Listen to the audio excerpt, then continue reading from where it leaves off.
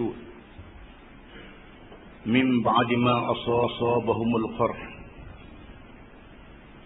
للذين أحسنوا منهم واتقوا أجر عظيم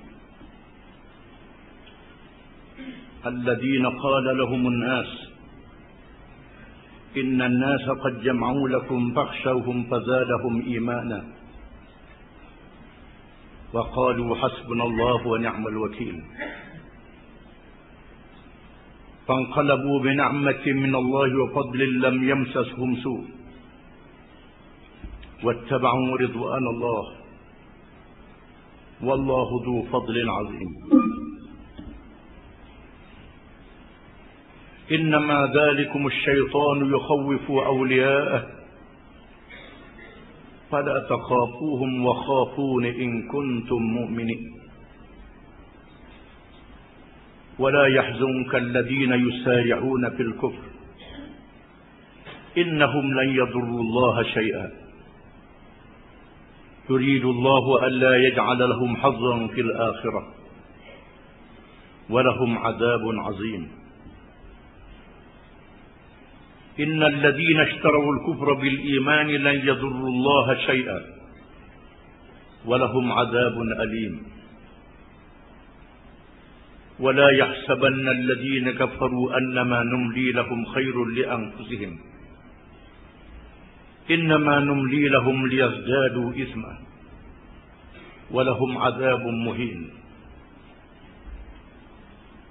ما كان الله ليذر المؤمنين على ما أنتم عليه حتى يميز الخبيث من الطيب وما كان الله ليطلعكم على الغيب ولكن الله يجتبي من رسله من يشاء فآمنوا بالله ورسله وإن تؤمنوا وتتقوا فلكم أجر عظيم. Maksudnya yaitu orang-orang yang menjunjung perintah Allah dan Rasulnya sallallahu alaihi wasallam supaya keluar menentang musuh yang menceroboh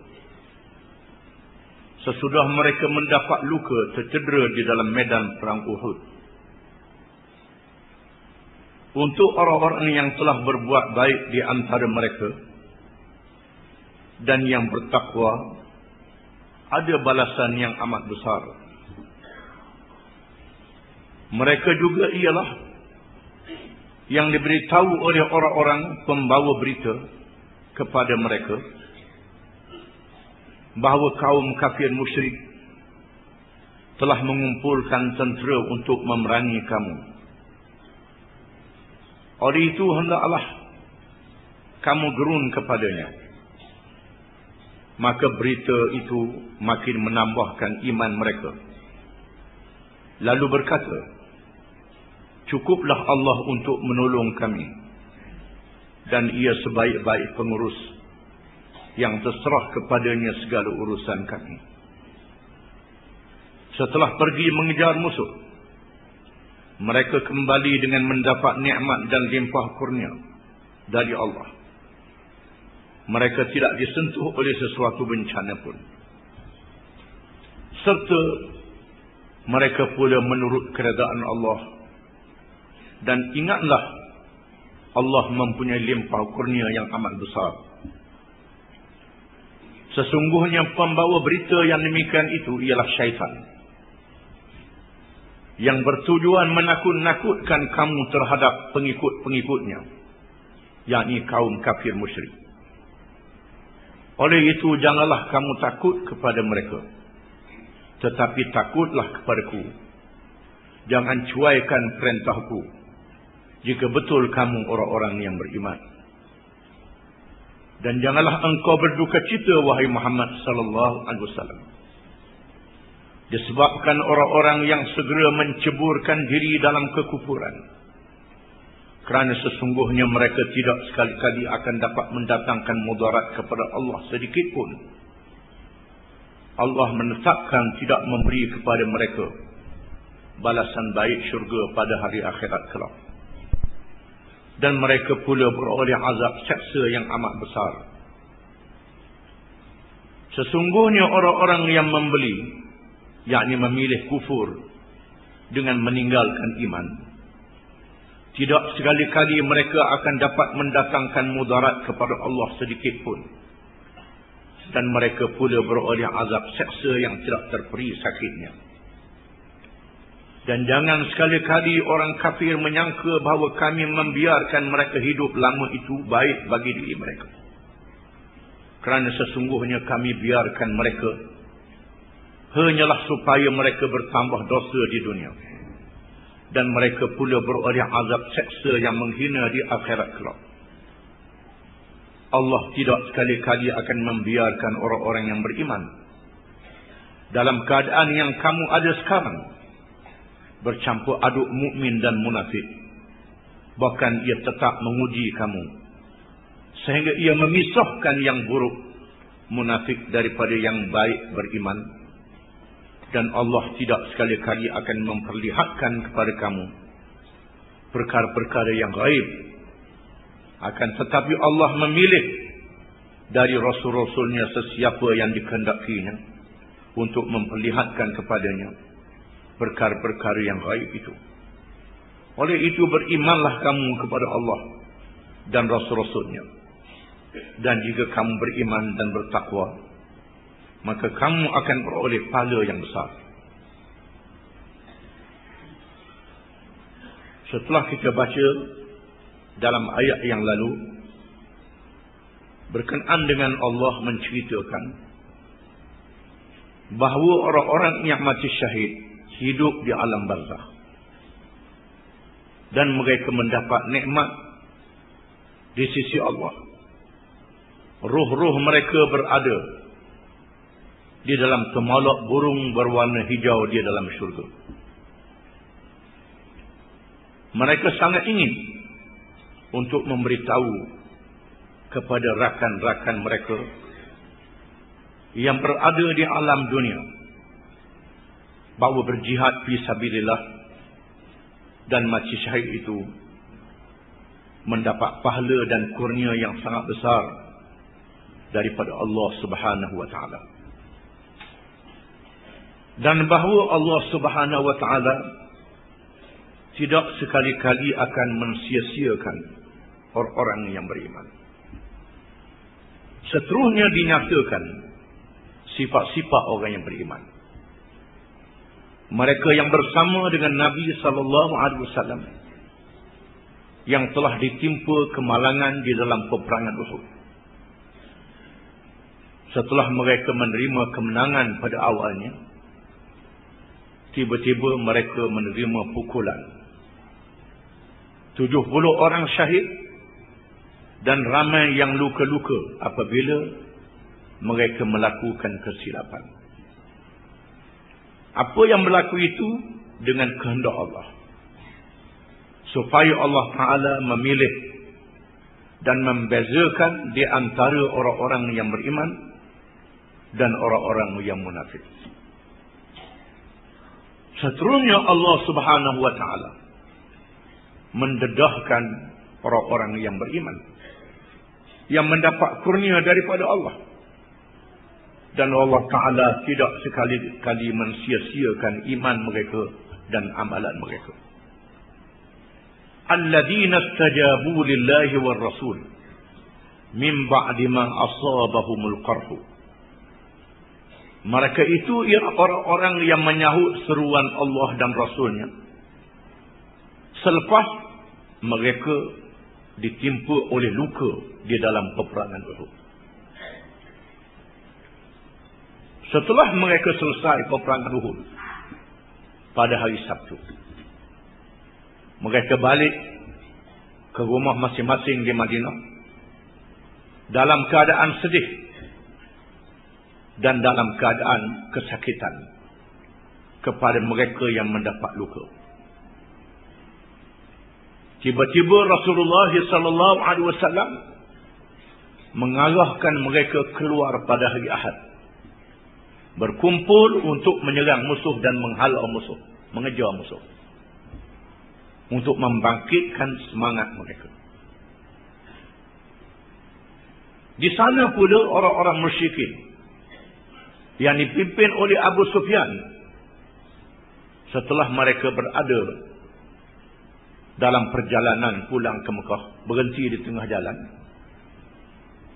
tiba-tiba mereka merasa silap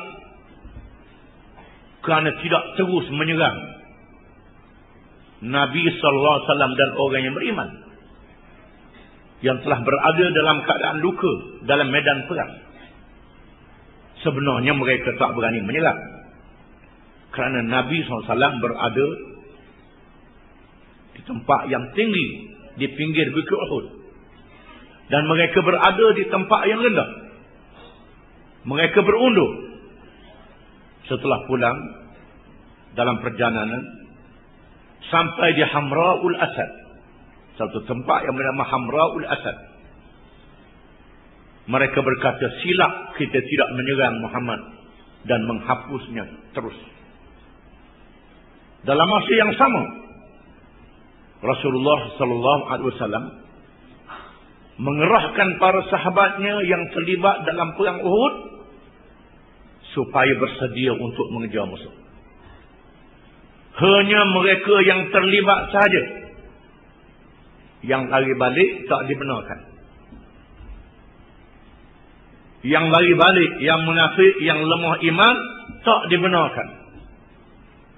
Kecuali Jabir bin Abdullah radhiyallahu anhu. Jabir seorang pemuda sahabat.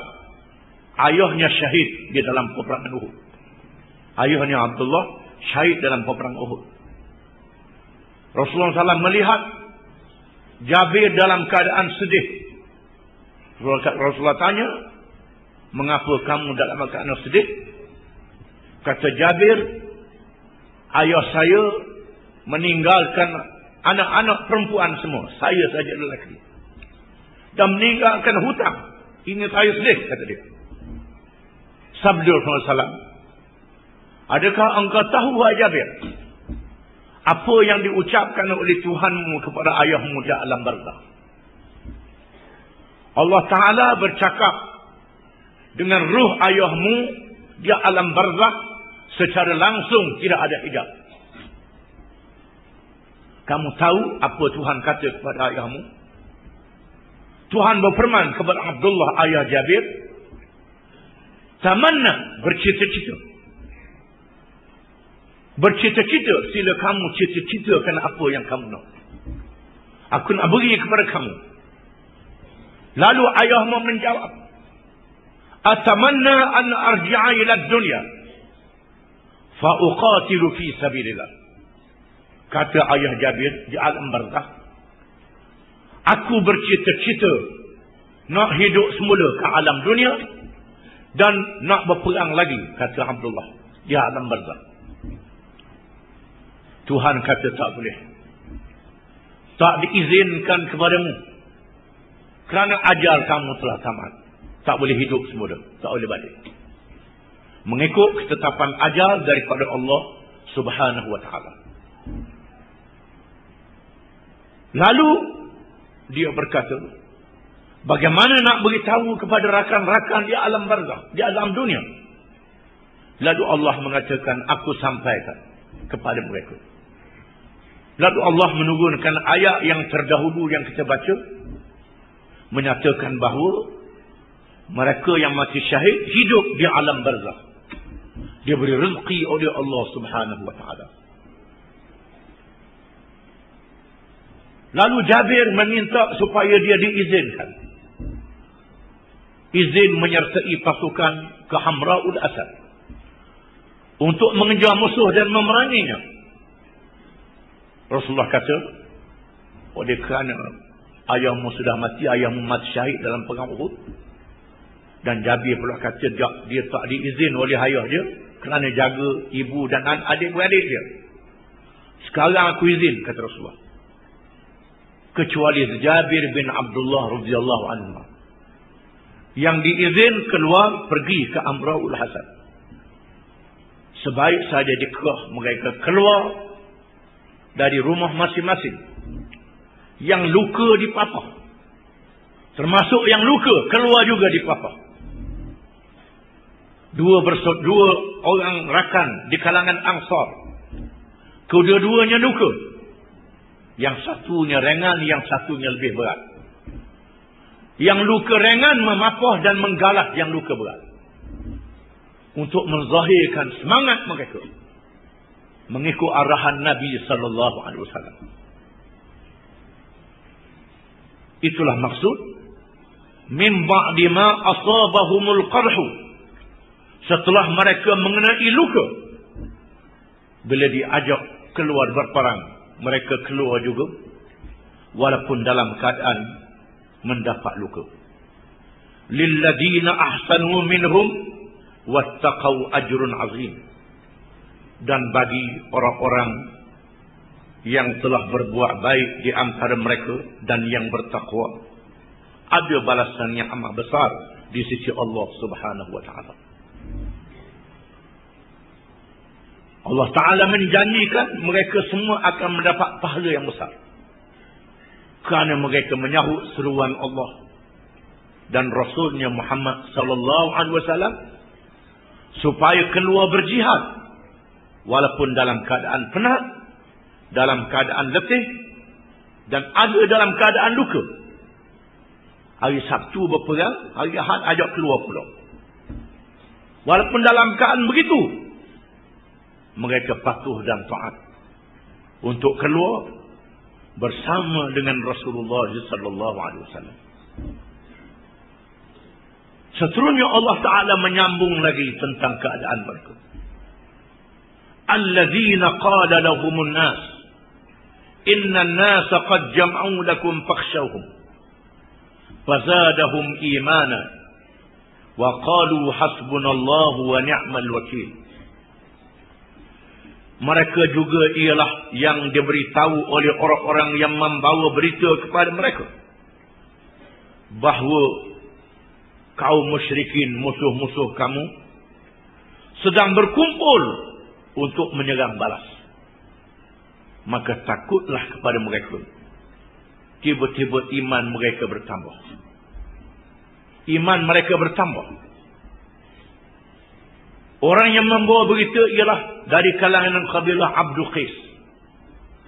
Kabilah Abdul Qais. Kabilah Badui Abdul Qais yang melihat pergerakan tentera Abu Sufyan. Lalu memberitahu kepada umat Islam bersama dengan Nabi SAW, berwaspada, Abu Sufyan dan tenteranya pusing balik nak menyerang kamu. Maka takutlah kepada mereka, kerana mereka bersemangat nak menyerang kamu. Berita ini tujuan untuk menakut-nakutkan orang yang beriman, yang telah berada dalam keadaan letih, sedih, dan berada dalam keadaan luka. Walaupun mereka diberi amaran dan diugut dengan begitu rupa, fazadahum imana. Iman mereka bertambah. Iman mereka bertambah. Ayat ini menunjukkan bahawa iman itu boleh bertambah. Di sana terdapat kekhilafan di kalangan ulama akidah. Ada yang mengatakan bahawa iman itu tidak berkurang dan tidak bertambah. Macam tu. Pendapat yang lebih kuat, iman itu boleh bertambah. Bertambah iman itu dengan beribadat dan zikrullah. Dan dengan berjihad fi sabilillah. Innamal mu'minuna alladhina idza dzukirallah wajilat qulubuhum wa idza tuliyat 'alaihim ayatuhu zadatuhum imana. Sesungguhnya orang-orang yang beriman itu apabila disebut akan Allah, rasa takut hati mereka. Dan apabila dibaca akan ayat-ayatnya, iman mereka bertambah. Dibaca ayat Allah, disebut nama Allah, sama ada ketika beribadat ataupun selepas beribadat, iman boleh bertambah. Ayat yang kita baca ini menyatakan pula orang yang berjihad fi sabilillah, iman dia bertambah. di antara cara untuk menambahkan iman ialah berjihad fi sabilillah. Berjihad pada jalan Allah Subhanahu wa taala. Bila diberitahu musuh nak menyerang, musuh nak serang kamu, nak tangkap kamu, nak bertindak terhadap kamu, orang yang beriman masa itu dia ingat Tuhan. Dia ingat Tuhan dan iman dia bertambah. Dalam peristiwa sahabat yang keluar ke Hamratul Asad, Allah Ta'ala menyatakan bila diberitahu oleh orang-orang Arab Badui Abdul Qais bahawa Abu Sufyan dan bala tentera musyrikin berpusing balik untuk menyerang kamu, fazadahum imana, lalu iman mereka bertambah, wa qalu hasbunallahu wa ni'mal wakil, dan mereka berkata hasbunallahu wa ni'mal wakil. Hasbunallahu wa ni'mal wakil, yang bermaksud cukuplah Allah, yakni untuk menolong kami, dan ia sebaik-baik Tuhan yang kita menyerah diri urusan kita kepadanya. Disebut di dalam hadis bahawa Nabi sallallahu alaihi wasallam bersabda, inilah ucapan Nabi Ibrahim alaihi salam ketika hendak dicampur oleh Namrud ke dalam api. Bila Allah Ta'ala bila Namrud nak campur Nabi Ibrahim dalam api, jatuhkan hukuman bakar, diarahkan dicampur dalam api dengan menjanik, ucapan Nabi Ibrahim ialah hasbunallahu wa ni'mal wakil. Cukuplah kami, cukuplah Allah yang menjadi penolong kami, dan dia sebaik-baik Tuhan yang diserah dirikan kepadanya. Ayat ini merupakan zikir yang diucap oleh orang-orang yang beriman apabila menghadapi ujian. Ujian berdepan dengan musuh di medan perang, ataupun dalam ketakutan, dalam kebimbangan, disunatkan kita menyebut hasbunallahu wa ni'mal wakil, ataupun hasbiyallahu la ilaha illahu alaihi tawakkaltu, cukuplah Allah yang menjadi Tuhan kepadaku dan kepadanya aku menyerah diri, ataupun hasbunallahu wa ni'mal wakil, cukuplah Allah yang menjadi Tuhan yang menolong, dan dialah Tuhan yang sebaik-baik kita bertawakal, menyerah diri kepadanya. Dan inilah ucapan para sahabat radhiyallahu anhum. Mengikut satu riwayat yang lain, mereka yang memulakan ucapan ini ialah Abu Bakar radhiyallahu anhu, Az-Zubair bin Al-Awwam, dan rakan-rakannya yang keluar untuk meninjau, mendapat berita tentang musuh. Tiba-tiba mereka mendapat maklumat bahawa Abu Sufyan dan bala tenteranya berpusing balik untuk menyerang. Bila maklumat itu disampaikan oleh kabilah Abdul Qais, Abu Bakar dan rakan-rakannya berkata, hasbunallahu wa ni'mal wakil. Cukuplah Allah Tuhan kami, dia sahaja yang menolong, dan dialah sebaik-baik kita menyerah diri kepadanya. Fanqalabu bi ni'matin minallahi wa fadlin lam yamsathum su wattaba'u ridwanallah. Setelah pergi mengejar musuh, mereka kembali dengan mendapat nikmat dan limpah kurnia dari Allah. Mereka tidak disentuh oleh sesuatu bencana pun. Bila mereka keluar dan sampai di Hamraul Asad, sampai di situ di Hamraul Asad, tiba-tiba Abu Sufyan mendapat berita bahawa tentera Islam keluar untuk mengejar mereka bersama dengan Nabi SAW. Dan berita ini disampaikan oleh Ma'bad Al-Khuzai. Ma'bad Al-Khuzai, Ma'bad daripada kabilah Khuza'ah. Kabilah Khuza'ah ialah kabilah Arab yang mempunyai hubungan baik dengan datuk nenek Nabi SAW, dan sehingga terus berbaik dengan Nabi SAW. Hubungan baik ini ketika jahiliah dan ketika mereka belum masuk Islam lagi, dan terus menjadi sahabat Nabi radhiyallahu anhum. Di sana ada orang-orang musyrikin yang mempunyai hubungan awal dengan keluarga Nabi sallallahu alaihi wasallam. Mereka ialah kabilah Khuza'ah. Kabilah Khuza'ah inilah juga yang menjadi punca pembukaan Mekah. Apabila Bani Bakar yang bergabung dengan Quraisy kafir menyerang Khuza'ah yang bergabung dengan Nabi sallallahu alaihi wasallam, bermakna Quraisy melanggar perjanjian Hudaybiyah dan membuka lorong untuk menawan Makkahul Mukarramah. Ma'bad al-Khuzai memberitahu kepada Abu Sufyan, Muhammad dan sahabat-sahabatnya keluar untuk menyerang kamu. Menjaga baik mungkin lagi derah, kata Ma'bad al-Khuzai. Ma'bad ini ialah kabilah yang bersama dengan Nabi sallallahu alaihi wasallam. Berlainan dengan Abdul Qais, itu kabilah yang kafir, yang bersama dengan musuh dan membantu musuh. Yang ini bersama dengan Nabi sallallahu alaihi wasallam. Maka Allah Taala memasukkan rasa gerun ke dalam hati Abu Sufyan dan bala tenteranya.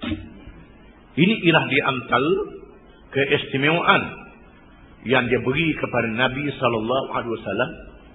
Wa nusirtu birru'bi masirata syahrin. Dan aku diberi pertolongan oleh Allah, musuh merasa gerun dalam jarak perjalanan sebulan. Ini di antara keistimewaan yang diberi kepada Nabi sallallahu alaihi wasallam. Yang pertama, dilantik menjadi rasul kepada seluruh manusia. Yang kedua, dihalalkan ghanimah, harta rampasan perang. Yang ketiga, boleh memberi syafaat kepada umat dia, kepada manusia pada hari kiamat. Yang keempat, dijadikan bumi tempat sembahyang, suci di mana saja bumi. Ini diberi kepada Nabi dan umatnya. Oleh kerana itu, kita boleh sembahyang di atas tanah di mana saja. Bila tengok tanah tu tak ada lembu, tak ada najis, tak ada apa, boleh sembahyang. Jangan duduk soal, kan anjing lalu kan, kan anjing jijak kan, itu kerja setan. Allah Ta'ala tak suruh sampai tangga tu. Ini keistimewaan yang diberi kepada Nabi SAW. Waju'ilat liyal ardu masjidan wa tahura. Dan dijadikan kepada aku dan umat aku tanah suci dan boleh sembahyang di atasnya. Dan yang kelima ialah wa nusirtu birru'bi masirata syahrin. Aku diberi pertolongan oleh Allah, musuh merasa gerun dalam jarak perjalanan sebulan. Sedangkan jarak di antara Nabi SAW dengan Abu Sufyan tak sabar sebulan. Sudah tentu rasa gerun. Walaupun Abu Sufyan ni adalah ayah mertua kepada Nabi SAW. Walaupun ayah tua kafir juga. Dan takut. Dan Abu Sufyan terus berundur dengan segera balik ke Mekah. Wattaba'u ridwanallah. Serta mereka menurut kerajaan Allah. Mereka menurut kerajaan Allah Subhanahu wa ta'ala. Mereka keluar dalam keadaan berjihad fi sabilillah untuk menegakkan agama Allah. Dan disebut di dalam ayat yang lain bahawa mereka yang berjihad fi sabilillah ini diberi pahala sepanjang masa. Di mana saja tanah tinggi yang dia naik, tanah rendah yang dia turun, tanah lapang yang dia lalui, semuanya amal yang saleh. Peluh-peluh dan debu yang melekat pada tubuhnya adalah amal yang saleh.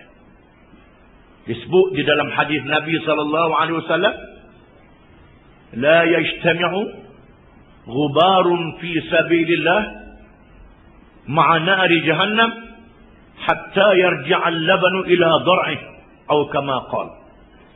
Yang bermaksud tidak berhimpun debu yang melekat pada orang yang berjihad fi sabilillah dengan api neraka jahanam. Sehinggalah susu yang telah diperah boleh balik ke lapuk dia semula. Susu yang diperah tak ada balik ke lapuk dia semula. Suatu yang mustahil. Begitulah tidak berlakunya debu yang kena pada jasad orang yang berjihad fisabilillah dengan api neraka. Kerana mereka mendapat keredaan Allah Subhanahu wa taala.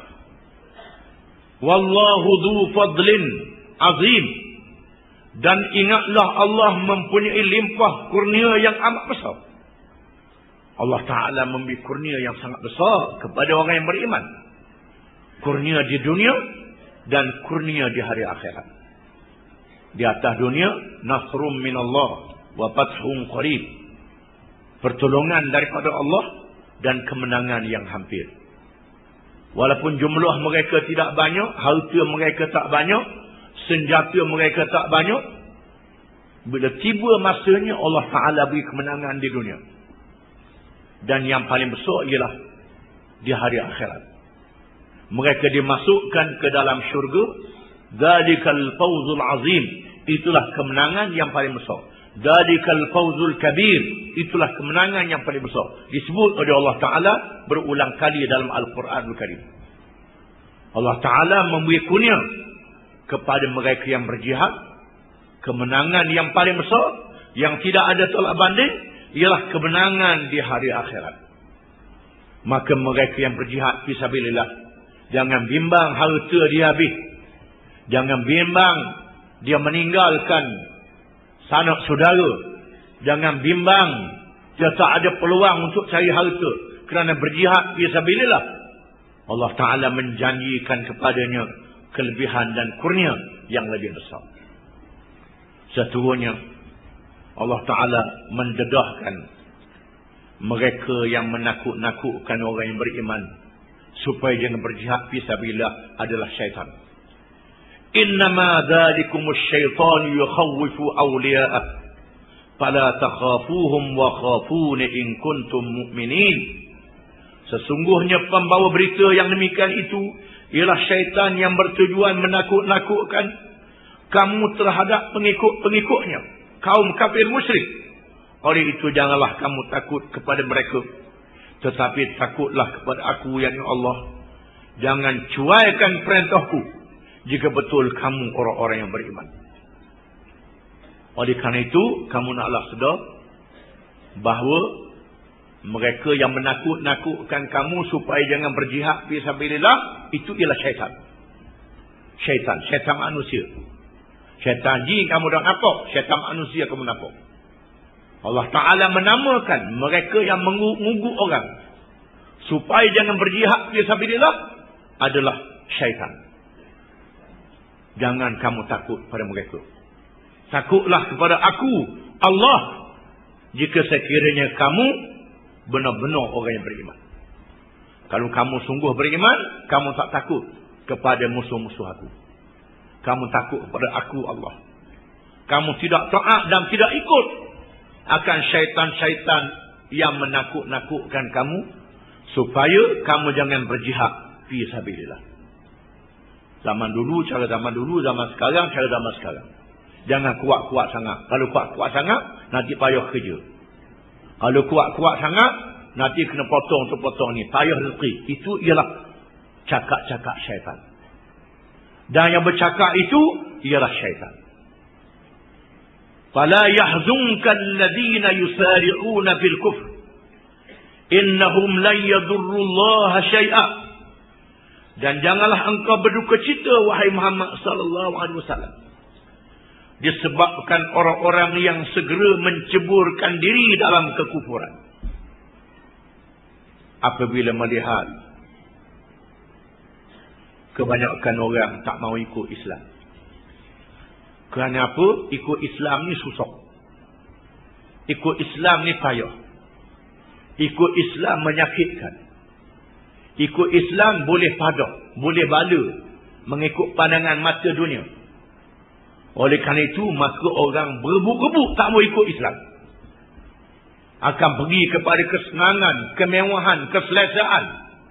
Kerana ikut Islam ni susah. Menyebabkan Nabi SAW merasa sedih. Lalu Allah berfirman, jangan sedih wahai Muhammad. Kamu jangan sedih wahai Muhammad.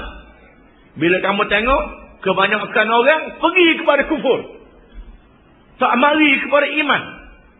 Itu di zaman Nabi SAW. Begitulah kita yang menyambung kerja Nabi ini. Bila tengok orang tak berminat untuk bersama dengan perjuangan Islam, orang lebih berminat dengan perjuangan untuk senang-senang, tanpa Islamnya lebih senang. Jangan sedih. Innahum lan yadurrullaha syai'a.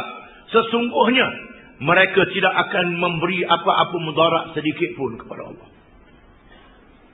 Mereka tidak akan boleh menjatuhkan kerajaan Allah Ta'ala. Kerajaan-kerajaan yang ada atas dunia adalah habuk yang sangat halus. Habuk yang sangat halus. Mereka tidak boleh mengancam Allah, nak mengurangkan kuasa Allah. Tidak boleh sekali-kali. Dah pasal apa Allah Ta'ala gelak lama sangat? Mereka yang lawan Islam tu segor megor kuat, boleh bebas, laju sana laju sini.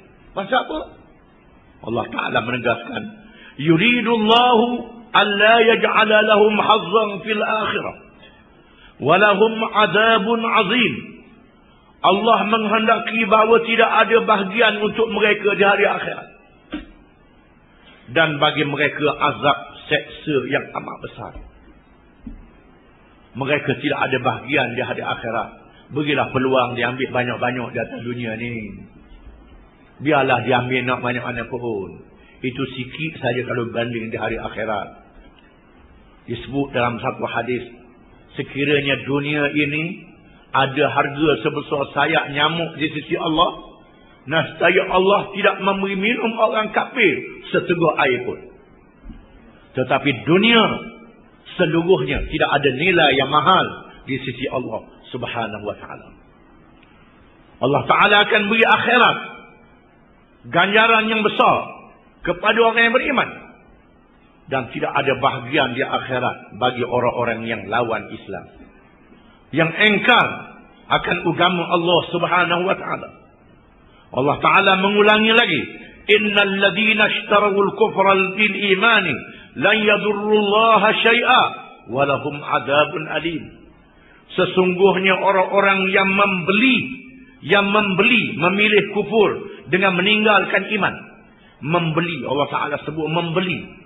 Kerana orang yang nak ke kufur ni kena beli. Kena beli, memang kena beli. Orang yang membeli kufur dengan iman, dia tolak iman, dia beli kufur. Dia sanggup membuang iman kerana nak ke kufur. Kerana kufur tu dia nampak senang, dia nampak mudah, dia nampak boleh segala-gala yang dia kehendaki. Hak haram pun boleh, hak halal pun boleh juga kadang-kadang. Jadi banyaklah capur. Hak haram pun boleh, hak halal pun boleh. Hak ni boleh hak halal saja, payah pula. Payah pula nak boleh hak halal. Hak ni boleh, hak ni berok bahang tak ke. Maka banyaklah itu mereka yang membeli kufur dengan iman. Walau banyak mana pun mereka boleh, lan yadurrullaha syai'a, mereka tidak akan memberi mudarat sedikit pun kepada Allah. Sedikit pun tak boleh beri mudarat.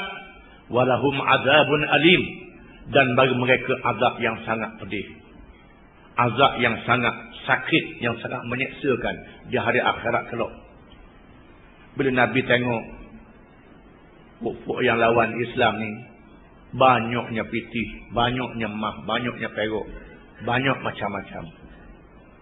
Saya fikir juga kalau aku boleh banyak macam tu sedap juga. Boleh beli orang ajak ikut Islam, boleh beli orang ajak ikut Islam. Memanglah ada zakat tak padan, ada sedekah tak padan, banyak hak riba lagi, banyak hak rasuah lagi, lawan tak padan. Allah Ta'ala sebut dalam ayat yang lain, law anfaqta ma fil ardi jami'an ma allafta baina qulubihim Walakinallaha allafa bainahum. Wahai Muhammad, kalau engkau belanjakan seluruh yang ada di muka bumi, seluruh yang ada di muka bumi ini mau belanja wahai Muhammad untuk Allah Ta'ala berfirman, "Ma kana Allah liyadhara al-mu'minina 'ala ma antum 'alayh hatta yamiza al-khabitha min at-tayyib." Allah tidak sekali-kali akan membiarkan orang-orang yang beriman dalam keadaan yang kamu ada sekarang bercampur aduk mukmin dan munafik. Bahkan ia tetap menguji kamu sehingga ia memisahkan yang buruk munafik daripada yang baik beriman. Allah Ta'ala tidak membiarkan kamu bercampur aduk dengan orang munafik. Orang munafik ni dia tak kafir, dia beriman juga. Dia itu tengok siapa dia menang, siapa dia berjaya.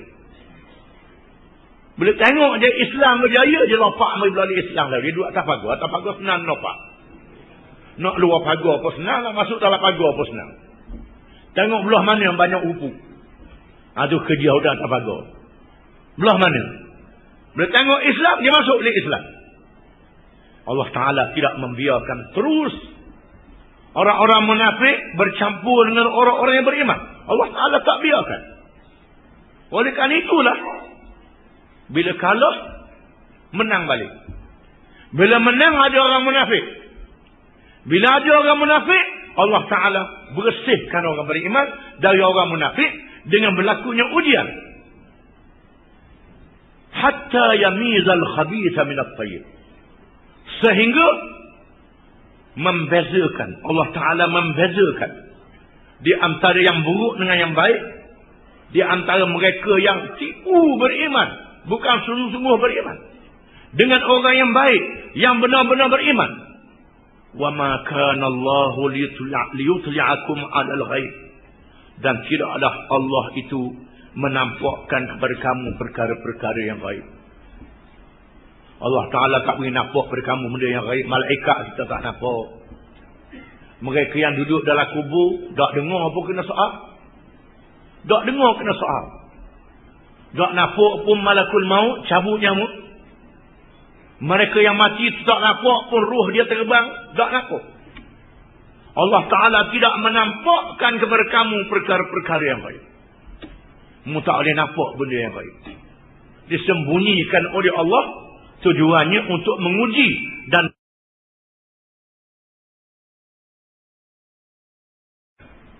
minta makan. Tuhan tak turun hidangan dari langit. Tuhan tanya mudah beriman. Beriman. Cuma nak raya sekali. Nak raya sekali. Kita akan baca ceritanya. Allah Ta'ala kata tak apa. Kalau nak tak apa. Aku turunkan hidangan dari langit. Makanannya lazat. Mu boleh makan. Tetapi kalau mu kafir lepas pada ni, mu seksia berkali ganda pada orang lain. Tak apa. Allah Ta'ala menurunkan Ma'idah. Hidangan kepada Hawariyun. Allah Ta'ala tunjukkan kepada kaum Nabi Nuh mukjizat unta. Allah Ta'ala tunjukkan kepada Nabi Ibrahim dicampur dalam api, tak anguh. Manusia zaman dia boleh tengok. Nabi Musa ada mukjizat. Adapun Nabi Muhammad sallallahu alaihi wasallam, mukjizat dia Quran, baca aja. Baca aja. Oleh kerana itulah maka umat Muhammad dia beri lebih daripada umat-umat yang lain. Kerana mukjizat Nabi Muhammad, mukjizat ilmu, bukan mukjizat tengok benda-benda pelik. Ada juga benda-benda pelik Allah Ta'ala tunjuk, jajalah sekali. Supaya mereka tengok ada juga. Tapi itu bukan mukjizat yang paling besar bagi Nabi Muhammad sallallahu alaihi wasallam. Mukjizat yang paling besar ialah Al-Quranul Karim.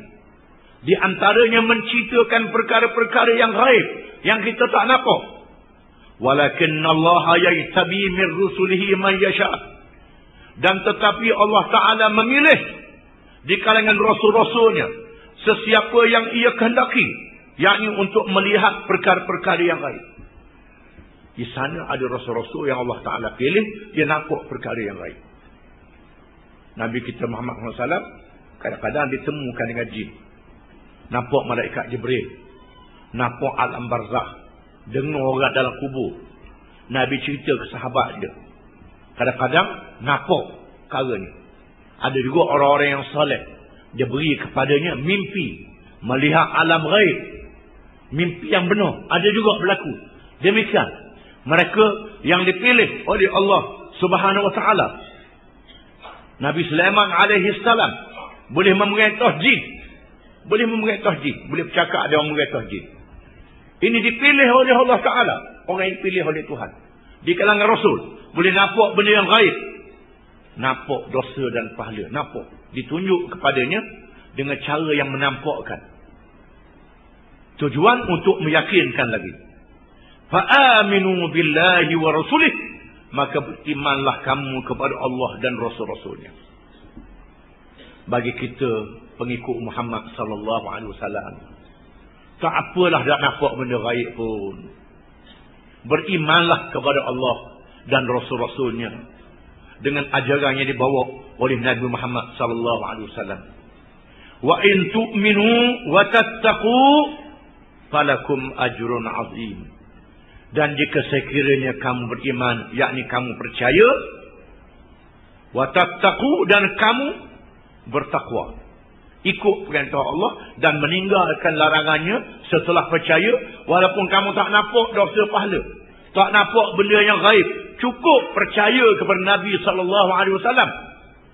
Sekiranya begitu, falakum ajrun azim, maka kamu akan beroleh pahala yang sangat besar pada hari akhirat kelak. Ini keistimewaan. Nampak benda boleh kelebihan atas dunia, nampak benda gaib. Nampak benda gaib, lepas tu cerita kat orang, megah pula, tak pakai gawa. Tak pakai gawa, jadi punah ke diri dia. Oh, saya nampak benda gaib, saya nampak benda tu, saya mimpi benda tu, gong pula cerita kat orang. Tak ada apa. Tidak memberi manfaat. Ada orang yang Tuhan beri pada dia nampak benda yang gaib, jadi punah dia sendiri. Ada orang yang Tuhan beri dia nampak benda yang gaib, bertambah iman dia. Macam-macam manusia. Kadang-kadang lebih baik tak nampak benda gaib ni. Kita percaya saja dengan berita Quran, dengan berita yang dibawa oleh Nabi Muhammad SAW, maka pahalanya lebih besar. Kita tunggulah kurnia Allah pada hari kiamat dengan penuh yakin dan percaya. Wallahu a'lam.